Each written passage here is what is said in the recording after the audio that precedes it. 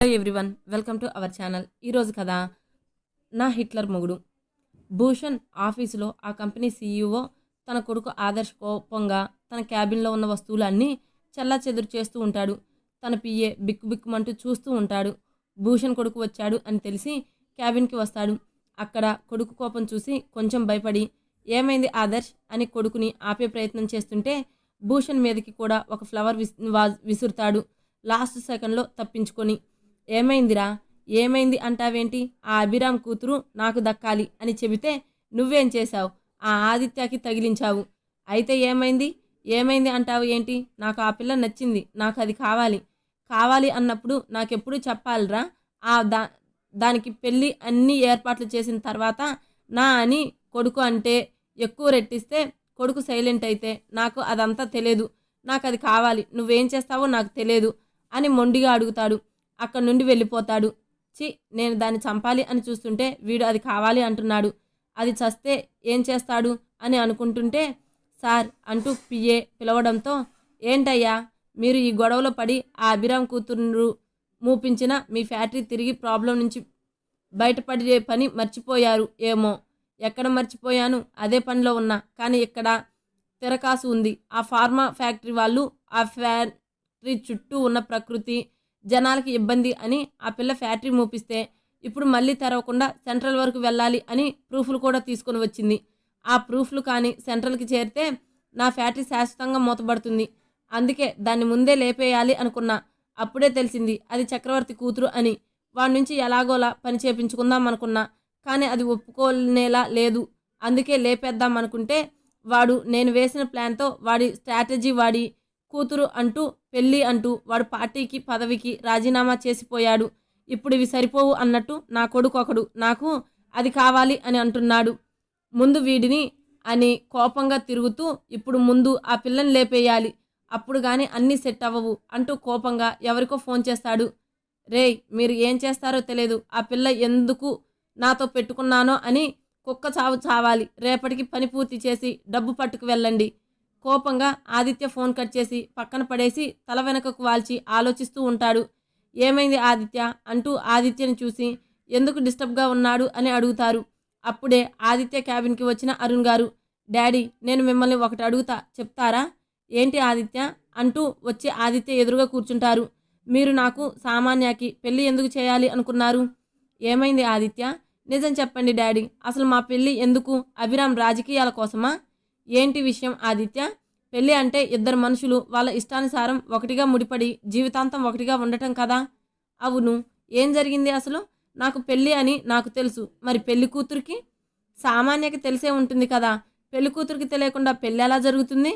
ఇప్పుడు నా పెళ్ళి అలానే జరగబోతుంది. ఏంటి నువ్వు అనేది, సామాన్యకి నీతో పెళ్ళి అని తెలియదా అని షాక్ అయ్యి అడుగుతారు. అవును నాన్న అని ఇందాక తను మూర్తికి ఫోన్ చేసినప్పుడు చెప్పిన విషయం చెప్తాడు. అభిరామ్ రాజకీయాల్లో ఎలా ఉన్నా కూతురు జీవితం గురించి ఆలోచిస్తాడు అనుకున్నా, కానీ ఇలా ఉంటాడు అనుకోలేదు. మనం ఇష్టం లేని మనిషిని పక్కన 10 నిమిషాలు ఉంటేనే భరించలేం, అలాంటిది జీవితాంతం అంటే నరకం. తనకి మాత్రం ఒక మనసు ఉండదా నాన్న, ఆ మనసు ఒకరిని కోరుకోదా. మీరు మీ ఇష్టానికి చేసుకుంటూ పోతే వాళ్ళు హ్యాపీగా ఉండగలరా. ఆదిత్య నువ్వు అంటున్నది నిజమే, కానీ నేను సామాన్యతో పెళ్ళి ఎందుకు ఒప్పుకున్నానో తెలుసు. తను నాకు సామాన్యగానే తెలుసు కాబట్టి.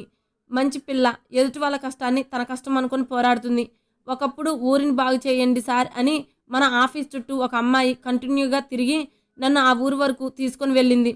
ఇప్పుడు ఆ ఊరిని మనం డెవలప్ చేసేలా చేసింది అని చెప్పాను, గుర్తుందా. ఆ నాన్న, తనే సామాన్య. అప్పుడు తన క్యారెక్టర్ బాగా నచ్చింది. జాబ్ ఆఫర్ చేస్తే నా కల వేరే ఉంది సార్, సారీ అని చాలా నెమ్మదిగా తిరస్కరించింది. అప్పుడే తనకు నీకు సరిజోడి అనిపించింది, కానీ అడగలేకపోయా. ముందు నీ అభిప్రాయం కనుక్కున్న తర్వాత మాట్లాడదామనుకున్నా. ఆ తర్వాత నువ్వు బిజినెస్లో బిజీ అవడంతో నేను అడగలేదు, వీళ్ళు చూసుకొని అడుగుదామని.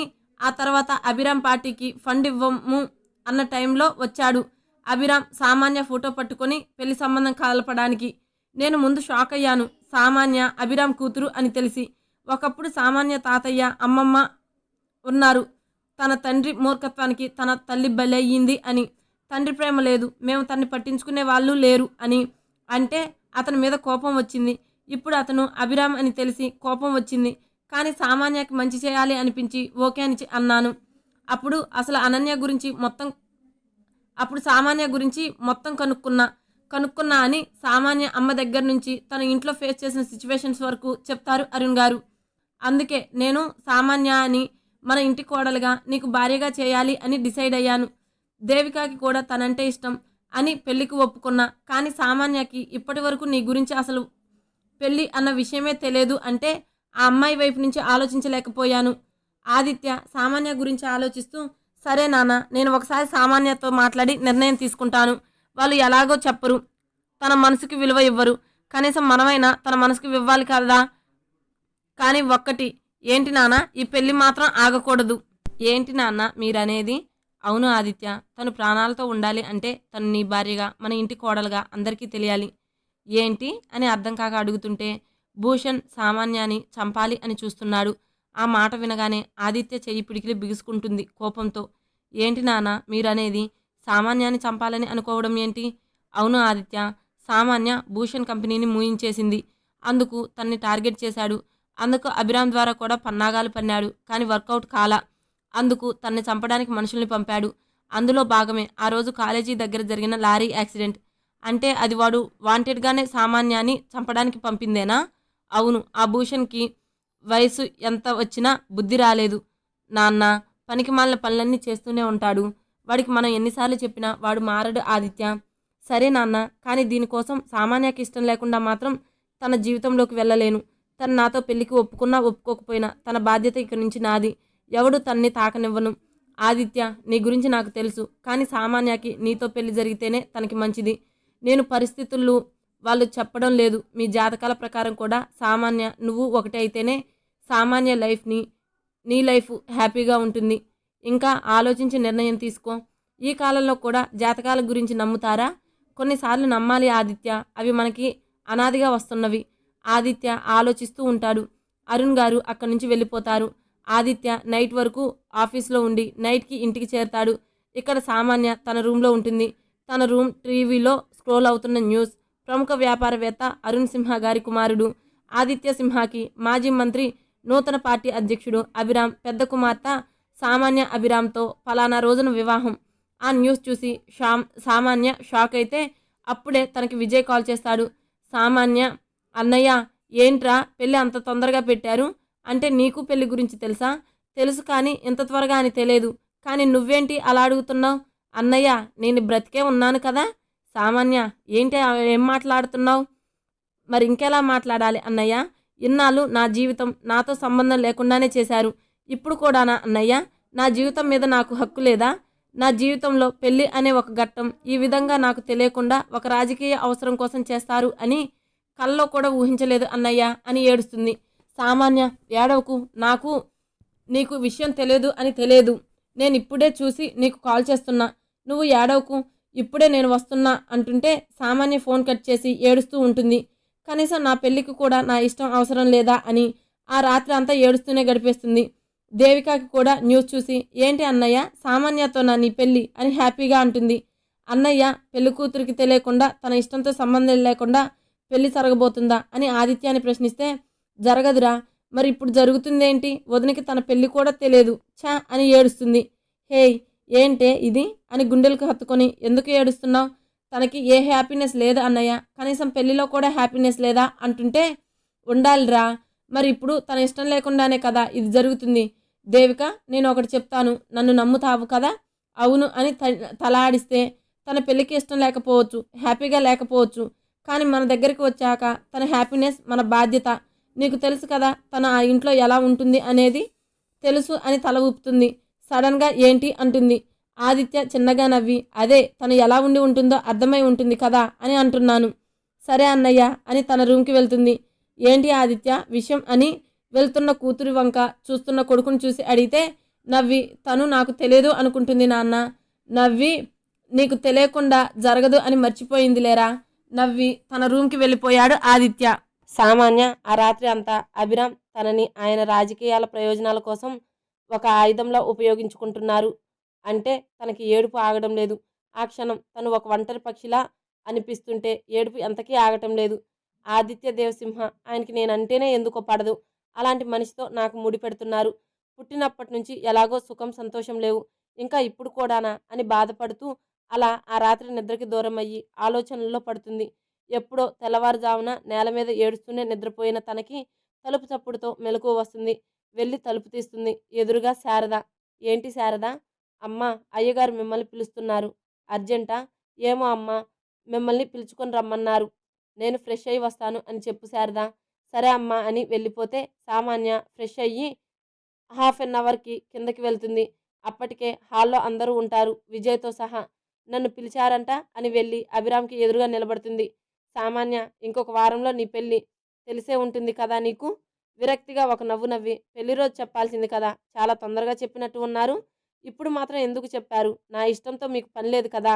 అయినా మీ ఇష్టంతో మీ దృష్టిలో నా గురించి ఏమనుకుంటున్నారు? మంచిగా ఉంటుంది, తల్లిలాగానే పిల్ల కూడా ఎమోషనల్ ఫూల్, నేను ఏది చెబితే అది వింటుంది, గంగిరెద్దులో తల ఆడిస్తుంది అనుకుంటున్నారా అని ఆయన్ని ప్రశ్నిస్తుంటే, ఏంటి సామాన్య, ఆయన నా కూతురికి పెళ్లి చేయాలి, ఆనందంగా ఉండాలి అనుకుంటే అలా మాట్లాడుతున్నావు ఆయనతో అని జమున అంటుంటే, ఓ, మీ ఆయన నా సంతోషం కోసం నా పెళ్లి చేస్తున్నాడా? ఏది ఆ మాట ఆయన్ని మీ బిడ్డ మీద ఒట్టేసి చెప్పమనండి. అభిరామ్, ఏం మాటలు సామాన్య, మంచిగా మాట్లాడుతుంటే నీ మాటలు కోటలు దాటుతున్నాయనుకుంటా. ఓ, అవును, నిజాలు మాట్లాడితే అలానే ఉంటుంది కదా. కాదు అంటే చెప్పండి. చెప్పలేరు కదా. ఎందుకంటే మీకు తెలుసు నన్నిప్పుడు మీ రాజకీయ వ్యూహానికి ఒక అస్త్రంగా వాడుతున్నారు అని. అయినా నా గురించి ఎవరికీ అవసరం లేదు కదా. మీ అందరికీ నేను ఒక అడ్డుని మాత్రమే. ఆఖరికి మీ కూతురితో సహా అందరికీ. మీ రాజకీయ భవిష్యత్తుకి, మీకు మీకు మీ ఆవిడికి, మీ వైవాహిక జీవితానికి, జానకికి తన హక్కుకి, ఈ పెద్దవాళ్ళకి వాళ్ళ పేరు ప్రతిష్టలకు అందరికీ నేను కేవలం ఒక అడ్డునే కదా. అందుకేగా ఎప్పుడెప్పుడు నా అడ్డు తొలగించుకోవాలి అని చూస్తున్నారు. ఇన్ని చేసి నన్ను ఈరోజు బాధ పెట్టే బదులు నేను అనే దాన్ని ఒకదాన్ని ఉన్నాను అని తెలిసిన రోజే చిదిమేయాల్సింది. దరిద్రం పోయేది కదా. నాకు ఈ బాధ లేకుండా ఉండేది. సామాన్య, ఏం మాట్లాడుతున్నావు అని అభిరామ్ కోపంగా అంటుంటే, విజయ్ బాధగా చూస్తూ ఉంటే, నిజాలు నిజాలు మాట్లాడుతున్నాను. ఏం చెప్పండి, నిజం కాదా? నేను బయట ఎక్కడైనా ఉంటే మీ రాజకీయ భవిష్యత్తుకి ఎక్కడ మచ్చ వస్తుందో అడ్డు వస్తాను అనే కదా నన్ను తెచ్చి ఇంట్లో పెట్టుకున్నారు. అలా కాదు అంటే ఏ రోజైనా నా గురించి ఆలోచించారా చెప్పండి? ఆలోచించారా? నేను ఏం చదువుతానో తెలియదు, ఏం చేస్తున్నానో తెలియదు. అట్లీస్ట్ నా పూర్తి పేరైనా తెలుసా మీకు? చెప్పండి. అవును, తెలియదు కదా. ఎలా తెలుస్తుంది? నాతో ఎప్పుడైనా మనస్ఫూర్తిగా మాట్లాడిన రోజు ఒక్కటైనా ఉందా? సామాన్య అంతలా మాట్లాడుతున్నా కూడా అభిరామ్ చలించకుండా, ఇప్పుడు ఏమంటావు సామాన్య, ఈ పెళ్లికి ఒప్పుకుంటావా లేదా? తను తన బాధ చెప్పుకుంటున్నా కూడా చలించని ఆయన్ని చూసి తన మీద తనకే విసుగు వస్తుంటే, లేదు అంటే ఏం చేస్తారు అని కోపంగా జవాబు ఇస్తుంది. గట్టిగా కళ్ళు మూసి నా కోపానికి బలి అవ్వాల్సి ఉంటుంది. చావనైనా చస్తాను కానీ ఈ పెళ్లికి ఒప్పుకోను. నువ్వు చావడం ఎందుకులే, నువ్వు ఈ పెళ్లికి ఒప్పుకోకుంటే అక్కడ ఊర్లో ఉన్న మీ అమ్మమ్మ తాత ఉండరు. ఆ మాటకి సామాన్య షాక్ అయితే, విజయ్, ఏం మాట్లాడుతున్నారు నాన్న వాళ్ళు అని అంటుంటే, సామాన్యకి అభిరామ్ మాటలకి అంజమ్మ రఘురామయ్య గుర్తుకు వస్తే వాళ్ళని ఏమైనా చేస్తారు అనే ఆలోచనకి సామాన్యకి చెమటలు పట్టేశాయి. వెంటనే తన అమ్మమ్మకి ఫోన్ చేస్తుంది. ఎవరు లిఫ్ట్ చేయరు, కంగారు ఎక్కువ అవుతుంది. వాళ్ళని ఏం చేశారు అని కళ్ళనీళ్లతో అంటుంటే, ఇప్పటిదాకా ఏం చేయలేదు, నువ్వు ఈ పెళ్లికి ఒప్పుకోకుంటేనే ఏమైనా అవుతుంది. ఛీ, మీరు అసలు మనిషేనా? కన్న కూతుర్ని ఇష్టం లేని పెళ్లికి ఒప్పించడానికి ఇలా బ్లాక్మెయిల్ చేస్తున్నారు. నా గురించి నాకు తెలుసులే, కానీ నువ్వు కొత్తగా చెప్పకు అని అభిరామ్ సామాన్య దగ్గరికి వచ్చి, ఇప్పుడు నువ్వు పెళ్లికి ఒప్పుకోకుంటే అక్కడ వాళ్ళు ప్రాణాలతో ఉండరు, అది గుర్తుంచుకొని మసులుకో సామాన్య. సామాన్య ఆయన వైపు చూస్తుంటే, ఇప్పుడు నువ్వు ఖచ్చితంగా ఈ పెళ్లికి ఒప్పుకొని తీరాలి సామాన్య, నీకు మరో ఆప్షన్ లేదు. ఎందుకు ఇలా నా జీవితంతో ఆడుతున్నారు అని ఏడుస్తూ అని బయటికి వెళ్తుంటే, ఎక్కడికి? ఇంట్లో ఎలాగో ప్రశాంతత లేదు కదా, కనీసం బయటికి వెళ్ళే స్వేచ్ఛ కూడా లేదా నాకు? ప్లీజ్, నువ్వు ఎక్కడికి వెళ్ళడానికి వీల్లేదు. ఎందుకు? అంతే, కాళ్ళు బయట పెట్టినా ఊరుకునేది లేదు అని సీరియస్గా చెప్పి ఆయన బయటికి వెళ్ళిపోతాడు. సామాన్యకి ఏడుపు వస్తుంటే అక్కడ ఉండకుండా తన గదిలోకి వెళ్తుంది. తన గదిలో కింద కూర్చొని మోకాళ్ళ మీద తలపెట్టుకొని అలాగే ఏడుస్తూ ఉండిపోతుంది. తను ఎవరు కదిలించే వాళ్ళు కూడా లేకుండా పోయి ఇటు సామాన్యతో మాట్లాడాలని దేవికాని దింపి తన కోసం ఆదిత్య కాలేజీలో వెయిట్ చేస్తున్నాడు. ఎంతకీ సామాన్య రాకపోవడంతో ప్రిన్సిపాల్ని కనుక్కోవడానికి వెళ్తాడు. అప్పుడు ప్రిన్సిపాల్కి సామాన్య రిజైన్ చేసి లెటర్ మెయిల్ రావడంతో అదే ఆదిత్యకి చూపిస్తాడు. ఆదిత్య అభిరామ్ చేశాడు అని అనిపిస్తుంది. ఒకసారి వాళ్ళ ఇంటికి వెళ్ళే విషయం తెలుసుకోవాలి అనుకుని బయలుదేరుతుండగా కంపెనీ నుంచి కాల్ రావడంతో ఆఫీస్‌కి స్టార్ట్ అవుతాడు. అలా ఆఫీస్‌కి వెళ్తూ ఉంటే దారిలో తన కార్‌కి సడెన్‌గా ఎవరో అడ్డు వచ్చి పడిపోతారు. షిట్! అనుకొని ఆదిత్య స్పీడ్‌గా కార్ దిగి వస్తాడు. ఒక అమ్మాయి కింద పడిపోయి ఉంటుంది. Excuse me, are you okay? అంటుంటే ఆ అమ్మాయి ఆదిత్య వైపు తిరుగుతుంది. ఎదురుగా సామాన్య.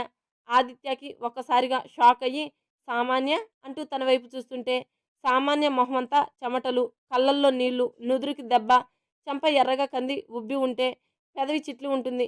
భుజం దగ్గర జాకెట్ చినిగి ఉంది. ఒళ్ళంతా భయంతో వణికిపోతూ ఉంటుంది. ఒక్క క్షణం ఆదిత్యకి ఏదో జరిగింది అని అర్థమవుతుంటే వెంటనే సామాన్య ముందుకు మోకాళ్ళ మీద కూర్చొని భయపడుతున్న సామాన్యాని తన గుండెలకు హత్తుకొని సామాన్య, కూల్, ఏమైంది, ఎందుకు భయపడుతున్నావు, ఏం జరిగింది అని తన వీపు నిమురుతూ అడుగుతుంటే సామాన్య ఆదిత్యాన్ని గట్టిగా పట్టుకొని ఎక్కిళ్ళు పెడుతూ ఉంటుంది. ఆదిత్యకి ఏదో జరిగింది అని గట్టిగా అనిపిస్తుంది. ఇప్పుడే అప్పుడే కొంతమంది గూండాలు అక్కడికి వస్తారు.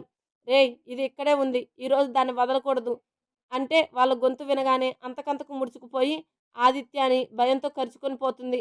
ఆదిత్యకి అర్థమవుతుంది వాళ్ళ వల్ల సామాన్యకి బాధ కలిగింది, భయపడుతుంది అని. వాళ్ళ మీద కోపంతో పిడికిలు బిగుసుకుంటే వాళ్ళు మళ్ళీ రేయ్, ఎవర్రా నువ్వు, తప్పుకో, కావాలంటే మా తర్వాత నీకే ఇస్తాం ఛాన్స్, ఫిగర్ బాగుంది కదా అంటుంటే ఆదిత్య కోపం అంతకంతకు పెరిగిపోతుంది. సామాన్య భయంతో వణికిపోతుంటే ఆదిత్య తన వీపు నిమురుతూ టెన్షన్ పడకు, నాకు అర్థమైంది, నేను ఉన్నాను కదా అంటుంటే ఒకడు వచ్చి ఆదిత్య భుజం మీద చేయి వేశాడు. అంతే, ఆదిత్య కోపం పీక్స్లోకి పోయి ఒక్కటే గుద్దు ఎగిరి మిగిలిన వాళ్ళ కాళ్ళ ముందు పడతాడు. ఆదిత్య సామాన్యాన్ని లేపి దూరం జరుగుతుంటే సామాన్య భయపడుతూ ఆదిత్య షర్టు గట్టిగా పట్టుకుంటుంది. ఏం కాదు, నేనున్నాను కదా, భయపడకు అని తన నుదుటికి ముద్దు పెట్టి సామాన్యాన్ని పక్కకు జరుపుతాడు. ఆ క్షణం సామాన్యకి ఎప్పుడు తను అనుభవించని ఒక ఫీల్ కలుగుతుంది. కానీ దాన్ని డామినేట్ చేస్తూ భయం కూడా పుడుతుంది. కొన్ని నిమిషాల ముందు జరిగిన దానికి ఆదిత్య వల్ల ధైర్యంగా ఉన్న ఆ రౌడీల వల్ల భయంతో ఆదిత్య నుండి దూరం జరగదు. బాగా భయపడిపోయింది. ఈ రోజుతో తన జీవితం ఆ రౌడీల చేతిలో నాశనం అయిపోయింది అనుకుంది. అలాంటి టైంలో తన టైం బాగుంది, వాళ్ళ నుంచి తప్పించుకుంది. కానీ మళ్ళీ వాళ్ళకి చిక్కుతున్నాను అనుకున్న టైంలో ఆదిత్య వచ్చాడు. ఎక్కడ వదిలితే వాళ్ళు మళ్ళీ వస్తారేమో అని తన మీదకి అనే భయంతో ఆదిత్యను వదలడం లేదు. ఆదిత్య సామాన్య కళ్ళలోకి చూస్తుంటే అర్థమవుతుంది. ఆదిత్యకి వాళ్ళు తన్ని ఎంత భయపెట్టారో తెలుస్తుంటే కోపంతో ఆదిత్య చెయ్యి అంతకంతకు బిగుసుకుంటుంటే సామాన్యతో నిన్ను ఇంతలా భయపెట్టిన వాళ్ళని ఊరికే వదిలేద్దామా చెప్పు అని బేస్ వాయిస్తో సామాన్య చెంప మీద చేయి వేసి అడుగుతుంటే లేదు అని ఏడుస్తూనే తల ఊపుతుంది. కానీ దూరం జరగటం లేదు. ఆ లోపు ఆ మిగిలిన రౌడీలు ఒక్కొక్కరుగా ఆదిత్య మీదకి వస్తుంటే ఒక్క చేతితో సామాన్యాన్ని పట్టుకొని సింగిల్ హ్యాండ్తో అందరికి చుక్కలు చూపిస్తాడు. ఇప్పటికైనా నమ్మకం కుదిరిందా, నేను ఉండగా వాళ్ళు నిన్ను టచ్ కూడా చేయలేరు, ఓకేనా అని సామాన్యాన్ని ఊరుకోబెడుతూ పక్కకు జరిగిన మిగిలిన వాళ్ళను కూడా కొట్టి పడేస్తాడు. అలా ఒకరిని కొడుతుంటే లాస్ట్లో ఉన్న ఒకడు ఇంకా దగ్గరికి వెళ్ళలేక దూరం నుంచి ఆదిత్య మీదకి కత్తి విసిరితే అది గమనించిన సామాన్య వెళ్ళి ఆదిత్యకి అడ్డు నిలబడింది. అది తన నుదుటికి బలంగా తగులుతుంది. అది గమనించిన ఆదిత్య కత్తి విసిరిన వాడిని రాడ్డుతో కొట్టి అప్పటికే భయపడి ఉంటే తన్ను ఇనుప కత్తి తగిలేసరికి కళ్ళు తిరిగి నేల జారుతున్న సామాన్యాన్ని పట్టుకుంటాడు ఆదిత్య. ఆదిత్య ఒక చేతితో ఎదురుగా ఉన్నవాడిని కొట్టి పడిపోయిన సామాన్యాన్ని లేపే ప్రయత్నం చేస్తాడు. ఏయ్ సామాన్య, సామాన్య అని చెంపలు తడుతాడు. కానీ స్పృహలోకి రాదు. అభిరామ్ సామాన్య ఇంట్లో ఉందో లేదో కూడా ఎవరికీ పట్టించుకోలేదు. అప్పటిదాకా ఇంట్లో జరిగింది చూసిన శారద భోజనాల టైంకి కూడా సామాన్య కిందకి రాదు అని తను ఫుడ్ తీసుకొని సామాన్య రూమ్కి వెళ్తుంది. రూమ్ ఎంతకీ ఓపెన్ చేయకపోవడంతో శారదాకి భయం వేసి ఆ విషయం చెప్పడానికి పరుగున అభిరామ్ దగ్గరికి వెళ్తుంది శారద. భోజనం దగ్గర కూర్చుంటున్న అభిరామ్ దగ్గరికి పరుగున వచ్చిన శారద రొప్పుతూ అయ్యగారు, అమ్మాయి గారు తలుపు ఎంత కొట్టినా తీయడం లేదు అని కంగారుగా అనడంతో రూమ్ నుంచి వస్తున్న విజయ్ విని స్టెప్స్ వైపు వెళ్తే అభిరామ్, శారద కూడా వెనకే వెళ్తారు. మిగిలిన ముగ్గురు మాకు ఏం సంబంధం లేదు అన్నట్టు కూర్చొని భోజనం చేస్తూ ఉంటారు. టెర్రస్ మీద ఉన్న సామాన్య రూమ్ తలుపు బాధేస్తూ ఉంటాడు విజయ్. సామాన్య, ఓపెన్ ది డోర్ అని గట్టిగా అరుస్తాడు. అభిరామ్ వచ్చి డోర్ హ్యాండిల్ పట్టుకొని చూసి విజయ్, నా రూమ్లో బుక్ సెల్ఫ్లో ఈ రూమ్ స్పేర్ కీ ఉంది, వెళ్ళి తీసుకొనిరా క్విక్. మీ రూమ్లో ఉందా? విజయ్, వెళ్ళి తీసుకొనిరా అంటే విజయ్ వెంటనే వెళ్ళి స్పేర్ కీ తీసుకొని వస్తాడు. స్పేర్ కీతో రూమ్ డోర్ ఓపెన్ చేస్తారు. వాళ్ళకి సామాన్య ఎక్కడా కనిపించదు. సామాన్య అని ఇద్దరు, అమ్మాయి గారు అని శారద గది అంతా వెతుకుతారు. వాళ్ళకి సామాన్య కనిపించలేదు, కానీ పగిలిన సామాన్య చేతి గాజు ముక్కలు ఒక చోట, ఇంకొక చోట ఒక కర్చీఫ్ కనిపిస్తాయి. అభిరామ్‌కి అనుమానంగా. అలా బాల్కనీలోకి వెళ్తే పెయింటింగ్ వేయడానికి వాడే చెక్క కిందకి వేలాడుతూ ఉంటుంది. అంతా అనుమానం కలిగిస్తుంటే విజయ్ అని సీరియస్‌గా అరుస్తాడు. నాన్న సెక్యూరిటీ ఎక్కడా అని అరిచి ఫాస్ట్‌గా సెక్యూరిటీ రూమ్‌కి వెళ్తారు. సీసీటీవీ ఫుటేజ్, సెక్యూరిటీ అండ్ మొత్తం ఇంటి సెక్యూరిటీ అందరు క్షణాల్లో అక్కడికి వస్తే సెక్యూరిటీ హెడ్ చెంప పగలగొట్టేస్తాడు. నాన్న అని విజయ్, సార్ అని మూర్తి. ఏం చేస్తున్నారా ఇంతమంది ఉండి? ఇంటి వెనక సీసీటీవీ ఫుటేజ్ తీ, మార్నింగ్ నుంచి అని టెక్నికల్ సెక్యూరిటీని అరవడంతో వెంటనే అతను ఓపెన్ చేస్తాడు. 2 గంటల క్రితం ఫుటేజ్ అందులో ఉంది చూసి అందరూ షాక్ అవుతారు. ఒక వ్యక్తి ముసుగు వేసుకొని ఇంటికి వెనక నుంచి పెయింటింగ్ వేయడానికి వేసిన బా బల్ల ద్వారా సామాన్య రూమ్ బాల్కనీలోకి వచ్చి లోపలికి వెళ్ళి స్పృహలో లేని సామాన్యతో వచ్చి తన్ని చప్పుడు చేయకుండా ఎలా వచ్చాడో అలానే సామాన్యాన్ని భుజాన వేసుకొని వెళ్ళాడు. విచిత్రం, ఆ వైపు ఒక సెక్యూరిటీ కూడా ఉండదు. అదంతా చూస్తున్న అభిరామ్, విజయ్ కళ్ళు అగ్నిగోళాలు అయితే చీఫ్ సెక్యూరిటీ ఇంకొకటి కొడతాడు. విజయ్ విజయ్ ఇంతమంది ఉండి మా ఇంట్లోకి వచ్చి ఒక మనిషిని పట్టుకొని పోతుంటే ఏం చేస్తున్నారా అంటే మనలోనే ఎవరో ఉన్నారు అని కోపంగా అరిచేస్తుంటే విజయ్ ఇప్పుడు చేయాల్సింది వాళ్ళని అరవడం కాదు, సామాన్యాన్ని వెతకడం, పద అని బయలుదేరతారు. సామాన్య కోసం వెతకడం స్టార్ట్ చేశారు. పోలీస్ వాళ్ళకు కూడా ఇన్ఫర్మేషన్ పాస్ చేసి సామాన్య కోసం వెతకడం స్టార్ట్ చేశారు. అభిరామ్కి ఎవరు చేశారో బాగా అర్థమవుతూ ఉంటుంది. నేను ఏం చేస్తున్నాను, ఇంట్లో ఉన్న వాళ్ళని కాపాడుకోలేకున్నా అని అనుకుంటే వెంటనే కొన్ని ప్లేసెస్ గుర్తొస్తుంటే తన మనుషుల్ని ఒకవైపు, ఆయన విజయ్ ఒకవైపు వెళ్తూ ఉంటారు. అభిరామ్ మనుషులు వెళ్ళిన వైపు కానీ ఆయన వెళ్ళిన వైపు కానీ సామాన్య దొరకకపోవడంతో అసహనం పెరిగిపోయింది. అప్పుడే కాల్ వస్తుంది అభిరామ్కి భూషణ్ నుండి. ఫోన్ లిఫ్ట్ చేసి గంభీరంగా, నా కూతురు ఒంటి మీద చిన్న గీత పడినా ఏం చేస్తానో నాకే తెలియదు. అబ్బా భలే కనిపెట్టావు అభిరామ్, దానికి పెళ్లి చేసి నా నుంచి కాపాడాలి అనుకున్నావు, కానీ ఏమైంది ఇప్పుడు? అది నా చేతుల్లో ఉంది, మర్చిపోయా అని నవ్వుతూ అంటాడు. అభిరామ్ కోపం పెరిగిపోతూ ఉంటుంది. పక్కన ఉన్న విజయ్ ఆయన వైపు చూస్తుంటే ఎక్కడికో వెళ్ళమని సైగ చేస్తాడు. విజయ్ సరే అని అక్కడికి వెళ్ళాలో డ్రైవర్కి చెప్తాడు. 5 నిమిషాల్లో కార్ అక్కడ ఉంటుంది. అది భూషణ్ ఆఫీస్. ఇప్పుడు సామాన్య ఎక్కడ దాచారు అంటే భూషణ్ అండర్లోకి ఉంటే తీసుకుంటే పని జరుగుతుంది అనుకుంటారు, కానీ ఆయన ఆలోచన తప్పైంది. భూషణ్ ఆఫీసులో లేడు. విజయ్కి భయంగా ఉంటుంది సామాన్యకి ఏం జరుగుతుందో అని. మరి సామాన్య ఆదిత్య దగ్గరుందని వీళ్ళు తెలుసుకోగలుగుతారా? తెలుసుకోవాలనుకుంటే నెక్స్ట్ పార్ట్ చదవాల్సిందే. Please subscribe to my channel. Thank you.